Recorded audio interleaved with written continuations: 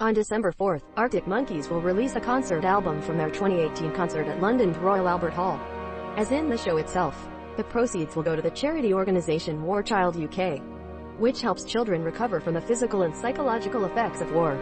The album, recorded during the tour at the Combase Hotel and Casino, will be available on double vinyl, CD and in digital format. According to a press release, War Child UK is likely to have a deficit of $2.6 million by 2021.